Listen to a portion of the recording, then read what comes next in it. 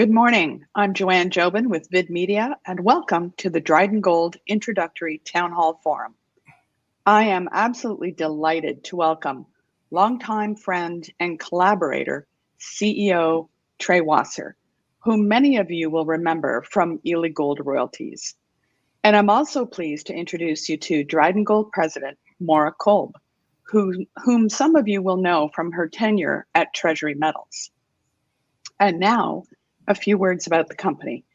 Dryden Gold is located in Northern Ontario in a highly prospective setting with known high-grade gold mineralization across its large property area. It is also located in the same district as Red Lake Mine, Great Bear, and Rainy River. Of course, the team has a wealth of experience along with a track record of building shareholder value, regional property consolidation, and exploration success. Just a reminder that the company is privately held with several large strategic, institutional, and high net worth shareholders, and is expected to roll out an IPO before the end of 2023. Now, before we get started, I do want to remind you that if you do have any questions for the company, please place them into the Q&A tab located at the top of your chat sections. We will answer any questions you have at the end of the presentation. And now I'd like to turn it over to Trey and Maura. Well, Joanne, thank you very much for the introduction. You covered everything I was going to say in the intro for Dryden, but look, we're very excited to be back in this town hall format.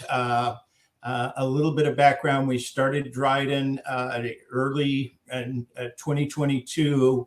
We've spent the last 18 months consolidating a land position in the Dryden camp, which is just now starting to get some attention from companies like Dynasty Gold and, of course, Treasury Metals, and so this camp, we think, is one of the best places to be exploring. It's one of the last underexplored gold belts in Northwestern Ontario, and it has the advantages of being, very accessible, great infrastructure. Highways run up and down. The Trans-Canada runs right through. Ontario Power runs right through the property. We've got railroad. Just about the ideal infrastructure and, easy access pretty much year round to the property. So the forward-looking statements, I'm just going to, mention that we will be making some forward-looking statements here and acknowledge to everyone out there that we are operating on the traditional homelands of the Wabigoon, Lake Ojibwe Nation and for the Eagle Lake First Nation. The why investing in Dryden Gold slide is really about making money in Dryden Gold. And as Joanne pointed out, while we're private right now, we're planning a public offering here this fall. Talk about a little bit more about that later, but the experienced management and board of directors, just has a very strong track record of building shareholder value and navigating M&A, acquiring properties, exploration success, and then selling those companies. So you see the list here. Ely Gold Royalties was acquired for $300 million. When we started that royalty portfolio in 2016, that was a $5 million market cap company. Balmoral acquired by Wallbridge for $160 million, and just on this list here, over $1 billion in transactions. And we also have the advantage of having a very strong technical team that we're currently adding to. But Maura will talk more about her background, but she spent most of her career in the Red Lake camp before the last couple of years at Treasury Metals in the Dryden camp.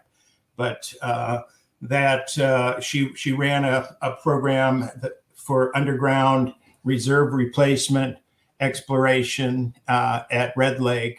And, she pretty much lives and breathes these greenstone belts in Canada and as a structural geologist. So the property, we've amassed a dominant strategic land position in this district, over 400 square kilometers, with regional geology similar to the Red Lake camp. Over 50 kilometers, covering a trending shear corridor that we believe is what is carrying the gold. And we have historic high-grade intercepts on up and down that 50-kilometer corridor. It's had very little historic drilling, only to 100 meters depth, and some historic mining on the property, only to 80 meters. And we do have, where we're initiating our work in what we call the Gold Rock Camp, 7 kilometers of patented claims, which will require no permitting for exploration. So we were planning with the RTO to begin our drill program. Just quickly on the board, myself and Maura will talk more about her experience, but Darren Wagner, very experienced geologist and company builder in Canada. Janet Sheriff, who is from the Yukon and has a wealth of experience and history working with the First Nations. Jason Jessup, who helped us consolidate this property package, and Jason now runs a company called Magna Mining, which is a very successful junior exploration and development company in the Sudbury camp for nickel. Scott Kelly is our CFO and director. Scott was one of the originals at Ely, and again has experience with helping to run and sell companies. So I'm going to let Maura take over here and talk a little bit about the setting and the property and the geology. And I think you can take it away, Maura. Thanks, Trey. Appreciate that. And thanks for the introduction. I'll kind of weave some of my background into these slides. But first, let's talk about the neighborhood. I think we're in a fantastic location. We are just south of that Red Lake camp. That entire belt has seen lots of exploration and lots of success. 30 million ounces have been historically mined there. We have very similar rocks, but we haven't seen the same kind of exploration work. It's been a forestry-dominated industry here in the Dryden area, with little bits of work, especially at the turn of the century, but not really any systematic exploration by any big players since. So I think that gives us a huge opportunity. I'm going to talk more about that as we go. So just north of us is Red Lake, and to the south, about the same distance, 2 hours away, is the Rainy River camp. So we do have some good neighbors. If we zoom in a little bit on our property itself, we're here in the gold. We have this huge land package. It's over 400 square kilometers, and it's really strategically placed. This kind of hash line across here is that Manitou-Denoric deformation zone that Trey mentioned. We think that's the key to all the gold mineralization in this camp. That's the big main structure that brings in the gold, and that we need to be near. Within a few kilometers of is really where we think the best potential for gold will be. And so you can see that we are positioned well along that. You'll also see these kind of east-west structures too. We believe those create kind of traps here and can create high-grade shoots. So that's one of our big targets, is to look at those and how they interact with that Manitou-Denoric structure to really bring in more high-grade potential, because that's what we're after. We see high grade across the entire camp. From the small amount of exploration work that has been done, we have high grade hits all over. And I'll go into another slide to kind of show some of those. Again, we're in a great neighborhood. There are other explorers here. Treasury Metals, who I was a part of, up to the north here in the purple. Kinross has a holding just to the north of us along the 502 highway here. interesting property called the Van Horn, very similar rocks to what we have. And then you would have seen earlier this week some press release out from Dynasty Gold, and they had some success earlier this year as well on their small drill program here at Thundercloud. And just to mention, that's also along one of these east-west shears that we think are really important for bringing in additional traps and high-grade gold. Trey's mentioned this before, but there's very little drilling on the entire property, only 30,000 meters, and it's very shallowly focused. And most of it was really on the two historic mining camps, the Gold Rock camp, and then a little bit on Gaffney, but those are patented areas. So very little exploration over the entire package. So Trey's mentioned that my background, I spent a lot of time in Red Lake. And one of the things I couldn't help but notice when I started looking at the Gold Rock camp area was the similarities between the geology and the geometries here. So, we have that main important structure that brings in the gold-bearing fluids, but we also have these second-order traps that really create good places for high-grade gold, as well as regional folds. And regional folds you'll see in all these different maps are really important for creating traps for high-grade mineralization. So we think we have that, but the opportunity we see that you don't really see in the Red Lake camp anymore is the limited exploration. So very little exploration to date so far. It's all been shallow, and there's been good results at shallow depth. So that's nice to see. And there's really been very little geologic interpretation. And that's where I think we can really unlock the potential and show a lot of value to our shareholders. I mentioned before, but we have high-grade hits across the entire property. Let me explain the property a little bit to you. So the north portion here that is outlined in blue, we're calling the Tremblay. That's kind of our most grassroots area, and we're just kind of starting to understand what the targets could be up there.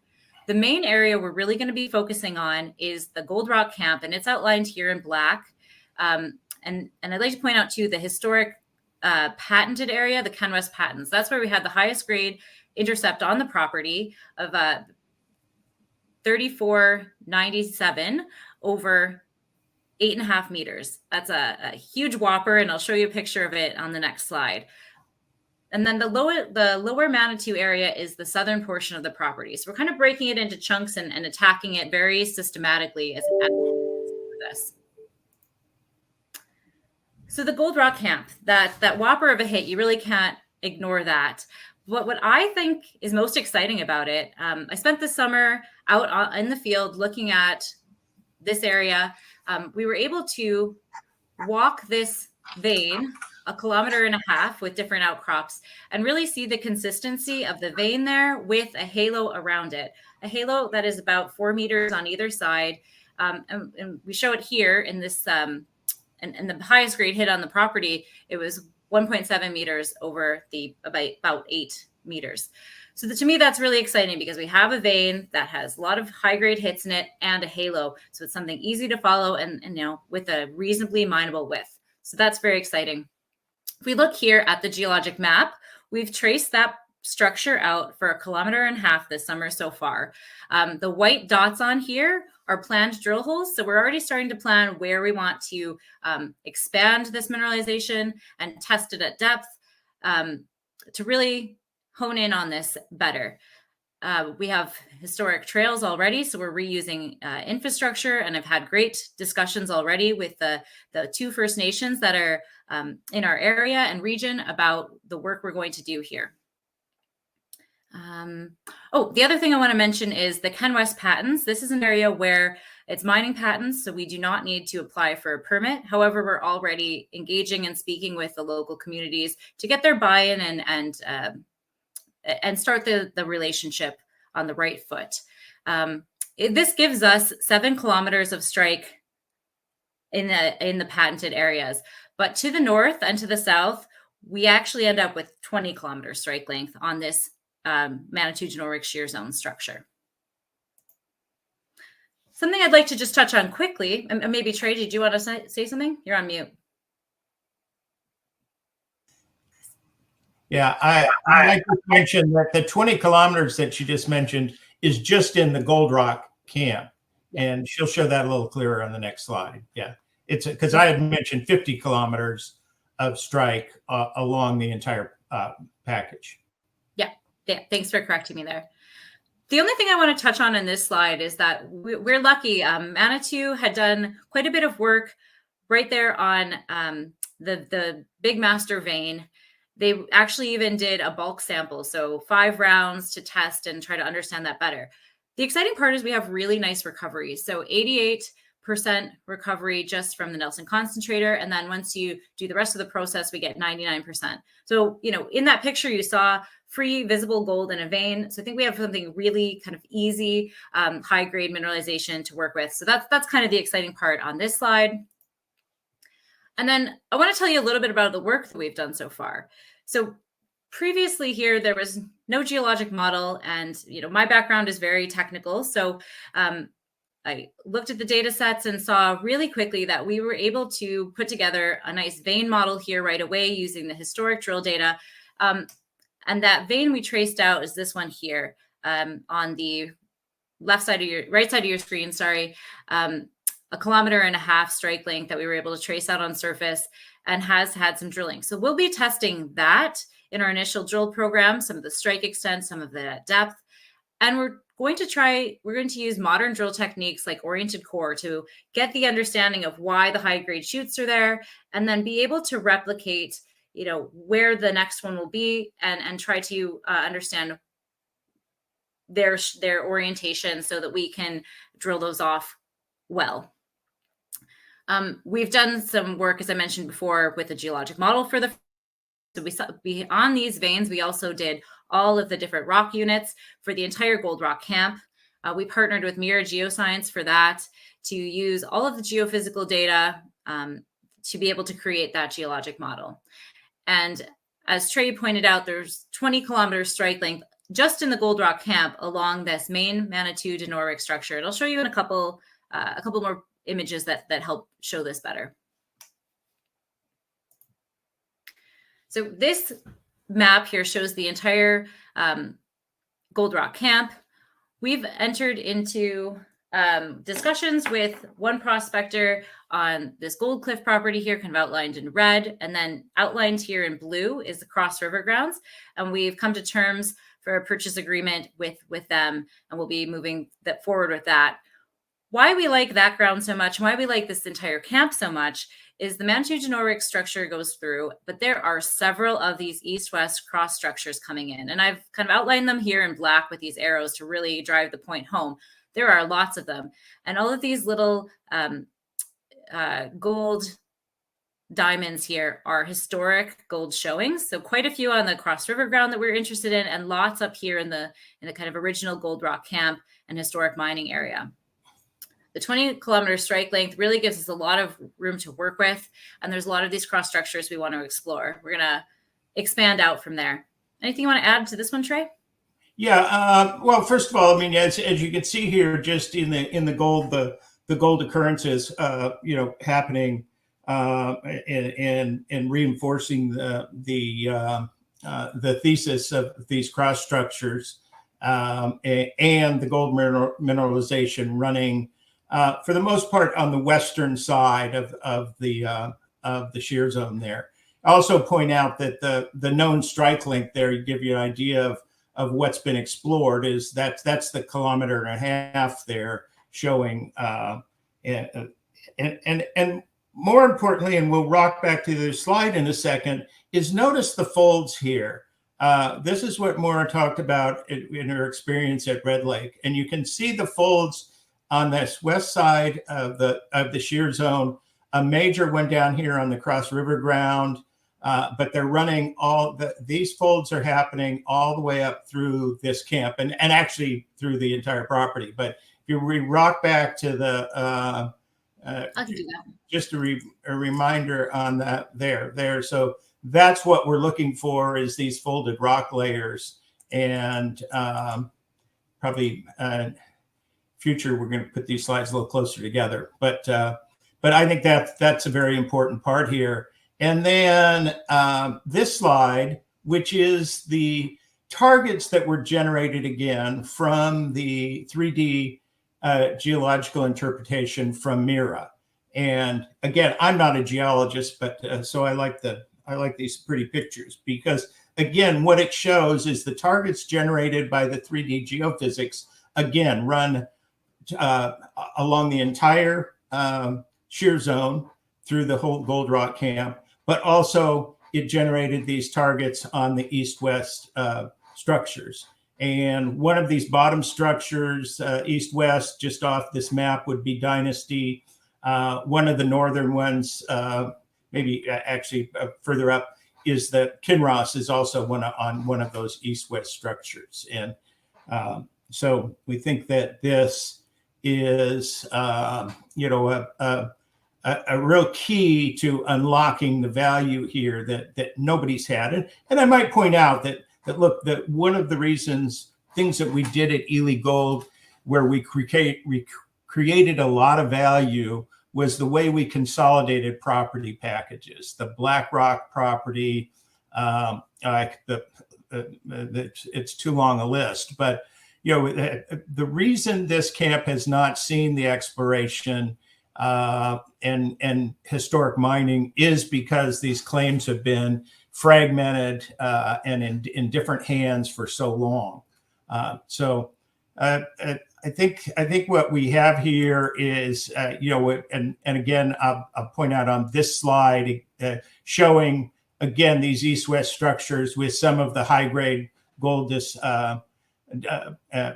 indications or discoveries on some of these cross structures, the Cliff and the Sheridan.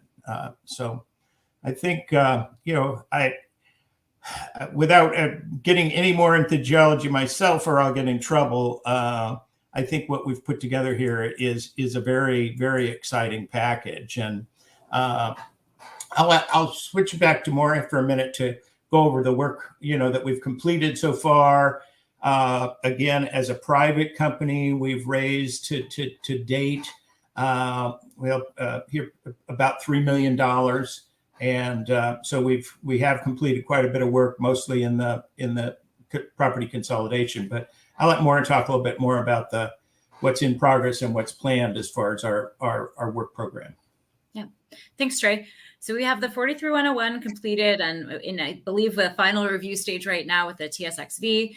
We did airborne geophysics over the entire northern portion of the property. We have great coverage over the southern portion that was Manitou's ground. And together with that, we are able to hone in on new exploration targets based on geophysics.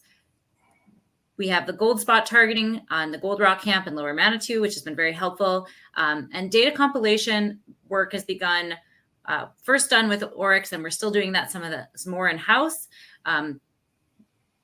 The additional claims, we've purchased some additional claims in Gold Rock Camp, and the Cross River stuff is ongoing. We've staked some additional claims in Avery that go along east-west structures. We're really in this consolidation mode of anything that is close to that Manitou Genoric shear zone. We want to get those cross structures in our control. Right now, we're still going through a geochemical study for the entire property. So why I want to do that, if you have the geophysics, you can couple that with the geochemistry and hone in on areas that show the best vectors for high-grade gold mineralization. Within the entire camp, we know that there's some low-grade mineralization, but that's not something we're interested in pursuing. We want to hone in on and spend our money exploring for high-grade gold mineralization. So we want that vein mineralization with the halo. We're not as interested in the VMS style that you see at Goliath at Treasury. So that's what we're after. And we're going to use that to help us. We've created a geologic model for the Gold Rock Camp, and we're working on creating some for other additional important targets on our property. And we've done detailed mapping in specific areas that came out as targets in the Gold Rock Camp. In fact, the geos are out there today looking at that some more right now. Started to plan modern testing of the Gold Rock Camp, looking at extension of known structures and getting out there. And then we'll begin to permit areas outside the Gold Rock Camp as we decide which ones look best and most favorable. And again, we'll keep our eyes open for any further consolidation that we may want to do on the camp. And I will continue to create geologic models so that we get better targets. I really like to get value out of every drill hole that we put into the ground. So as much prep work as we can do so that those drill holes are targeted the best possible way. That's what I like to see. Trey, back to you. Let's talk about a little bit about the structure of the company and, what we've put together here as, in addition to this, excellent property package that we've consolidated, we've been very strategic in who we've raised money with. One thing that happened to us at the first of the year here, which was very lucky. Well, two things. One was finding Maura, but the second was that Manitou Gold, who we had optioned a major part of the property and the Gold Rock camp from, was bought out by Alamos Gold. So Alamos is now one of our largest shareholders. They're working very closely with us, not only on the geology and stuff, but also on the financing and the structure of the option deal. Also have Eric Sprott, Earth Labs, which is also owns CEO.ca. And then on top of that, we have several bankers, brokers, and analysts from 6 different firms involved personally in this deal, as well as letter writers and other strategic investors. So there really is no retail in this. We're doing the public offering via RTO with a Medalist Capital shell company. Most people don't know who Medalist is because they're behind the scenes in a lot of things, but they tend to only do deals with good people on good properties, and they help on the financings and ongoing. Give you an idea, they were that shell used by Gold Standard Ventures, who was bought out by Orla. They were the shell used for Integra, which was bought out, and even then a company that I can't remember the name of it, Medallion. No, that's not right. But anyway, that and then most recently Dakota Gold was a shell that the Medalist Capital guys use. So, we're looking at a mid to late October raise of $3 to $6 million, including some flow through shares. 3 would be a minimum, but we really are looking at probably closer to, we'd really like to get that 5 to 6 million to really be banked for exploration program, not only this fall, but going into next year. At that point, what we'd be targeting if we raise 5 to 6 million, we'd be looking at a post money valuation of somewhere between $15 and $20 million, depending on the pricing of the shares. So for all you investors out there, keep in touch, go to our website and sign up for onto our email list. We'll keep you posted. If you can send us emails about, which brokers will be involved, but I think you can depend that Haywood, Research Capital, and a few other names lead, and will be involved in the financing and where you would be able to participate as investors. So I think with that, we'll open it up to the Q&A, and unless, Maura, anything you think I've missed here? No, that's great, Trey. Thanks. Okay. Well, that's fantastic. Thanks for the update, Trey and Maura. That was amazing. We're now going to take questions from the audience. There are some questions in the Q&A tab. I just want to remind you that if you do have any questions, please place them into the Q&A tab located at the top, and feel free to upvote any of the Q&A with the thumb emoji. So the first question of the day is, Maura, when do you expect your next drill program to take place, and how many meters do you expect it to be? No problem.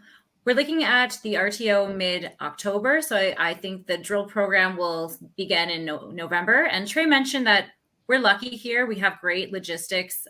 There's a road nearly to the Gold Rock camp, so we'll be able to drill year-round at that site. So November, about 3,000 meters is what I have planned right now. It's really focusing on extending the known mineralization there in the historic Ken West area. And then also doing some tests to kind of get our understanding of the structure, both extending on strike and at depth. Okay, and while we're still on that subject, for my personal knowledge as well, I mean, I understand that a lot of the gold is at surface. You know, do you expect to find something deeper? Would that, you know, how would that translate? I mean, I know it's really early days, but you know, are we talking underground? Are we like what, you know, high grade open pit? I mean, what exactly, what does that look like? What does that vision look like for you, Maura and Trey? I think we're really lucky in the geometry that we see so far. We have drilling to about 100 meters and it is very steep. So like very steep, like my hand here could be the vein. We have several stacked veins together. They're not very far apart. So that could give potential for a small open pit, but they're also high grade. So we're looking at underground potential there as well. And certainly our focus is going to be for high grade mineralization. How we mine that, it's very early stage to say. Right, exactly. But historic mining at this site, the Elora mine was around 8.5 grams, their reported average grade. And at the Big Master was 5.5 to 6. So they barely mined anything and they were having good success. And we see on surface widths of 8 meters, 8.5 to 10 meters of the mineralization. So those are widths that are mineable and exciting. Yeah. So, and I don't know if I touched on it much, but my background was working in mine for resource conversion, yes, reserve replacement, but also grassroots. So the team I led kind of did all of that. So, you know, we've got the know-how of what it takes to be a mine too. Excellent. And are you only exploring for gold, or is there sniffs of anything else in the area? I mean, copper, silver, rare earths, critical metals. What are you looking at over there? Well, we're certainly going to pay attention to whatever we see. Our main focus is definitely gold, but this is a huge land package. And if any other opportunities present themselves, we won't ignore them, of course. But the main objective here is high grade gold. And the setting has other kinds of deposits as well. Like there is a lithium deposit just south of my house here in Dryden. The critical resources guys. So there's lots of opportunity here. And, you know, Treasury has a VMS deposit. So there is potential for other base metals too. So anyway, we'll keep our eyes open, but really high grade gold's what we're after. Yeah. Excellent. We're a gold company. That's the name. Okay. So I'm sitting here shaking my head. There's other metals in the area. To the extent we found something on our land package, we'd probably work that out with somebody else who was looking at lithium or nickel or whatever else we found. We're going to be focused on high grade gold for the foreseeable future. Okay. Let's talk about the markets. I mean, they've certainly had their ups and downs. And how do you see that impacting your IPO for later on in a couple of months this year, Trey? Well, look, I think certainly a very challenging market for the junior exploration. I think, again, that's one of the reasons that what we have done is, again, as strategic as our property is strategic, our strategic shareholders. You know, we have companies, we have fund managers that have invested that we'll look for lead orders. We think, you know, most of our major shareholders are interested in participating in the RTO. We have letter writers and analysts and bankers and brokers. That makes up our entire shareholder list. And I want to say it's not just a short list that is shown here. We probably have in total about 50 60 shareholders, and every one of them strategic. There have been a couple of people from Ely that are just high net worth people who have come in, but for the most part, it's all strategic people who are going to help one way or another in the RTO. So I think by pooling our efforts all together, and then using social media and getting the word out, I think I think while in the gold area it's a challenging market, if you have a good story and you have the kind of high grade gold that is on this property with this property package, calling this Great Bear 2.0 is not I don't think anything crazy. We could easily put together a very large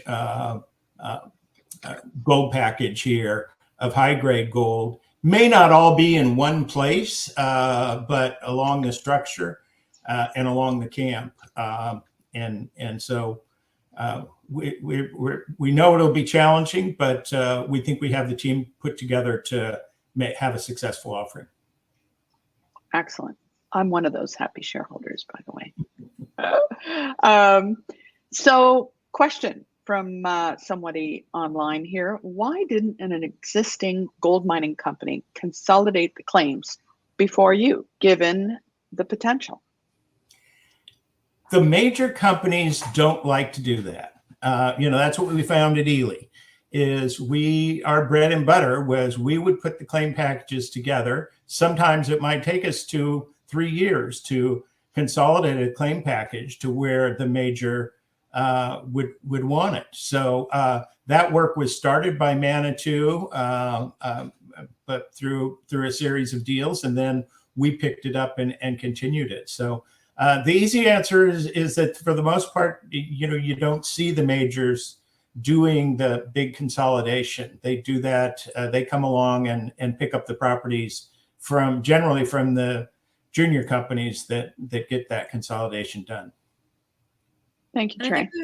I think we have an opportunity too that not everybody is doing great in the gold space, but we can at a good price pick up and consolidate this ground, and we know what we're looking at for and have a strategy behind it.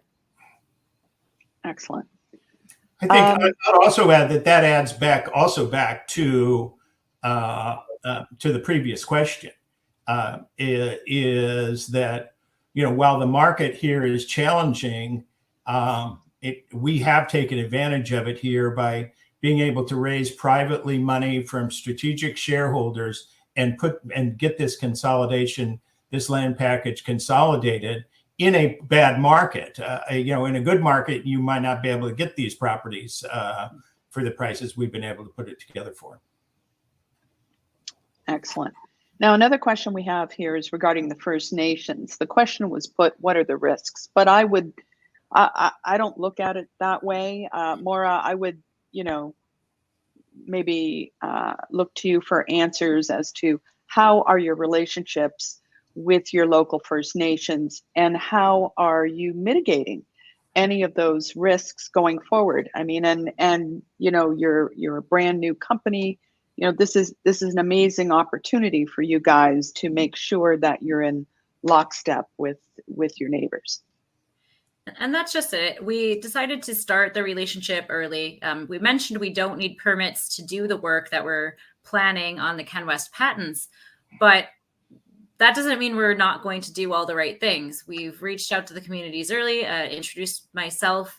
I live here, so it's quite easy for me to pop out, bring some Tim Hortons and talk, trying to find out what's important to them, what areas are traditional lands, so that we aren't stepping on toes in areas that are important, or harvesting seasons, trying to learn and be respectful. So I think if you build a good relationship that's mutual, it can go a long way from there. The communities here, Wabigoon, Ojibwe Lake, Wabigoon Lake, Ojibwe Nation, they have some mining businesses themselves. So talking to them about opportunities that they can, benefit from the work we're going to do, work with us. It's that kind of back and forth, and taking the time to be honest and genuine about what we want to do and what's important to them, and getting that feedback. Great. Yeah, I might add something too there, Joe. And Yeah. that's why I clicked back here on the map, and Maura can point it out. But you can see up here, there's an area here between Turtle Pond and Avery that is open. And there is a couple of reserves in there. And there are some of the claims at the north part of the Turtle Pond, I believe they are, or and southern Avery there, which the First Nations would like to add into the reserve, but the registry had them open for staking. So we're working with them now to go ahead and basically give them those claims, or give them back to the registry or to the ministry, so that they can take those claims off the registry and make them part of their reserve. So, that's another way that, we're building goodwill here and working with them on properties that, where they don't want to see explored. We can help them make sure, nobody in the future stakes those and disturbs the area there. Yeah, it's important to listen to what, the areas that are important. And being here, I've gone this summer to all of the properties to see what the ground is actually like, what the terrain is like, what the use for the land is, so that we can understand and be respectful about what we decide to do or want to do. Excellent. I'm going to combine the next two questions, and it's like, where do you see the company in the next 3 to 5 years, and would consolidation with one of your neighbors be a potential strategy? Well, as far as consolidation, I don't think, I think we own pretty much of the property that we would want to have. I think that, some of the neighbors and where they're working, we'll see, but, we think we're going to prove that, that we have the real valuable land package, not just being on one of these east-west structures, but being on the main structure, running really north-south or northeast southwest, and with the intersections of those east-west structures. But as far as our vision, I think our vision is the Great Bear model. We like the idea of building a resource, showing that we have high-grade gold up and down, and certainly in the camp, putting together a resource or a semblance. I mean, the great thing about the Great Bear model is they sold for over $1 billion and actually never published a resource. So I guess using that model is where we're headed, and we think we can put together,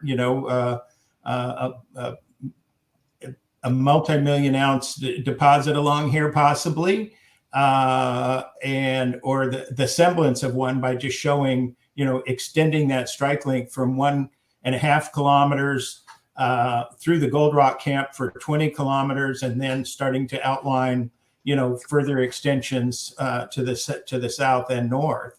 Can I add something, Trey?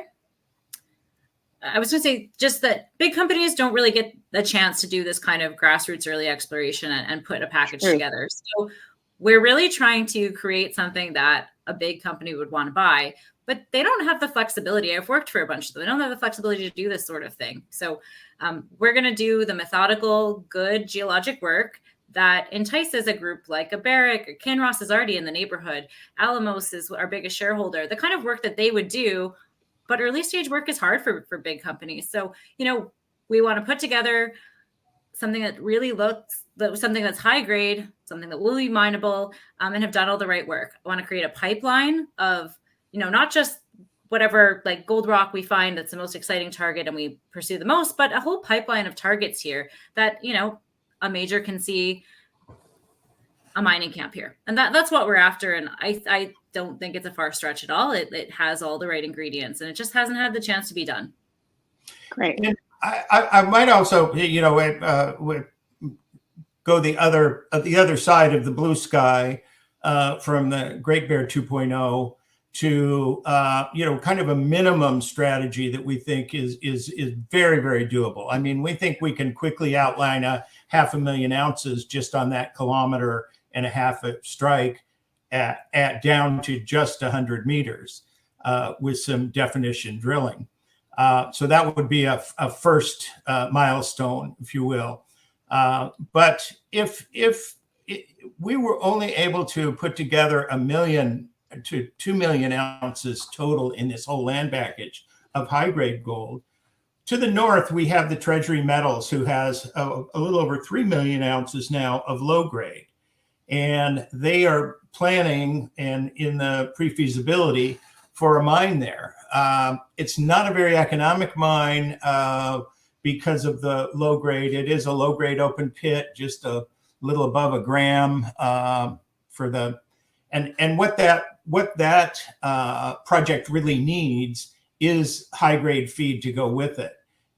If we can show that there's even a couple million ounces of high grade up and down this trend that's easily accessible and could be blended up there, that would make that project much more appealing to maybe not a major, but certainly a mid-tier producer. So lots of options in and around the area. That's really great. I'm getting a lot of questions about, exploration plans, catalysts, timelines. Can you sort of give us, if the IPO goes off the way you want, you've got your 5 to 6 million, what does that look like for you guys? You want me to take that one?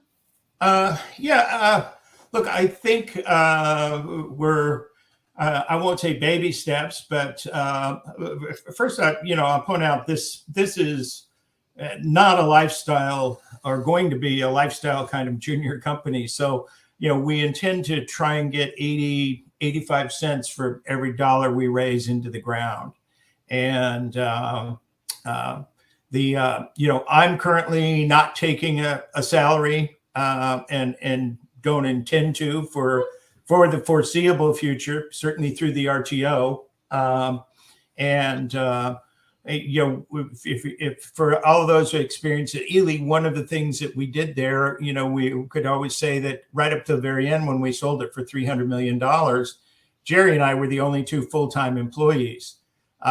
We expect to do a lot the same here and use a lot of outside contractors. Having Maura local, we are looking at a very interesting candidate to help her on the geological side and in the corporate boardroom. But the future of this company is, we brought Maura in not just for her geological expertise, but because she did train at Gold Corp for management and corporate suite positions. So this we look to grow this company well.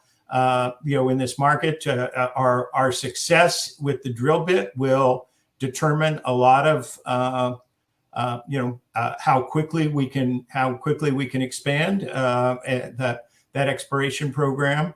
But I think with the good infrastructure and the local talent that Maura is able to call on a contract basis, I think we can get done as much as we can afford, and it'll be our success with the drill bit and the state of the market that controls how fast we grow this thing. And I'll just add a little bit to some asked specifically kind of what exploration plans we would have. So definitely we need to expand and drill test ourselves on the Gold Rock camp, because it's had a lot of work, but it needs a bit more modern techniques, and I'd like to see if the strike length continues. The work we're doing on the entire camp will hone in on areas that have the best chance for high grade, and then we'll develop based on the results exploration plans for those areas. I don't like to just make a plan and stick to it. As we get new information coming in, that will adjust the plan and what makes the most sense and what will add the most value. So it'll be always dynamic, the exploration plan of what makes sense, but we'd like to add additional targets into this pipeline and create a whole, whole bunch of targets at different stages. So we're always growing things and finding more new discoveries, as well as expanding the known mineralization. So that's what my vision is. And as Trey mentioned, bringing in another technical person to kind of help make sure this continues to grow. But more to come on that as we start to see the results from the summer program coming in. So soon I'll have more answers. That's great.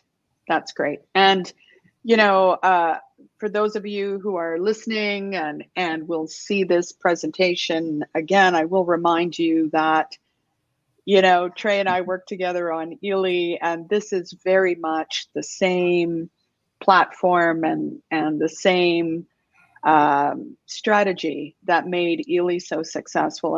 And as I may say, Maura, you're the secret sauce, which is kind of what we used to call Jerry Bauman back in the day. But Trey, I'm really glad to see the secret sauce is actually a woman this time. That's great to see.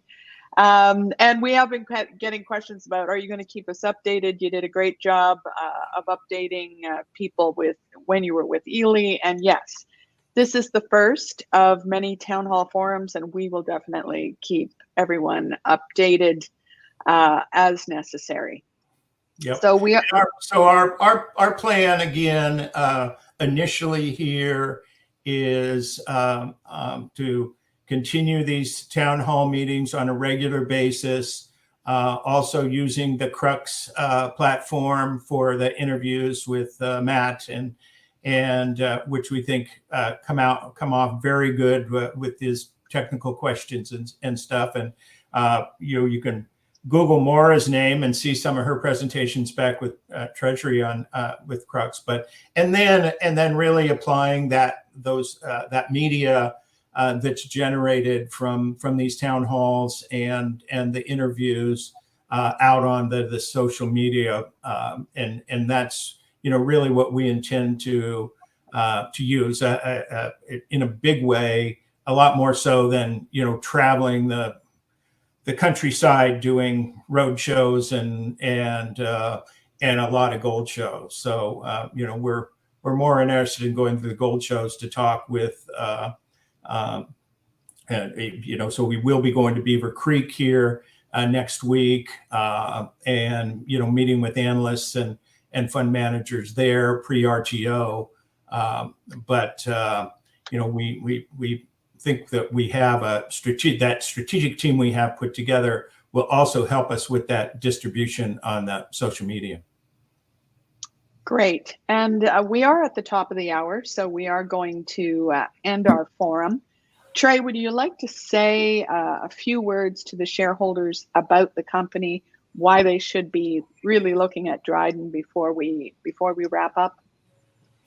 Well, look, I think that that slide, right? We can go back to the management and the experience there. I think that right now, if we start this company out at the RTO at that $15 to $20 million market cap kind of area, with $5-6 million in the bank, a lot of room for growth there.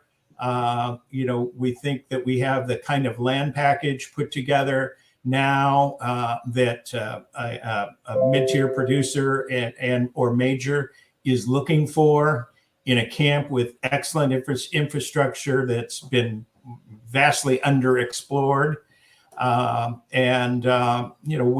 We have a track record here of doing these things right. Maura, with her experience, as she mentioned, of putting an exploration program together that a major mid-tier producer can step into. And of course, we have a leg up already with Alamos as one of our largest shareholders, probably, and ultimately going to be larger. So, we think there's tremendous upside with, very, very little downside at what will be the RTO valuation. Thank you, Trey.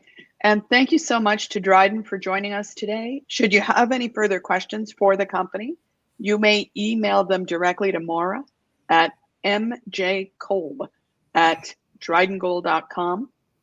A reminder that this presentation will be available on Dryden's website within the next 24 hours, as well as across all VID social platforms and our website.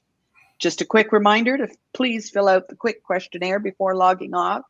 This helps us and the company to communicate more effectively with you. Thanks to everyone who joined us today. We look forward to seeing you at the next VID Town Hall Forum. Goodbye, everyone.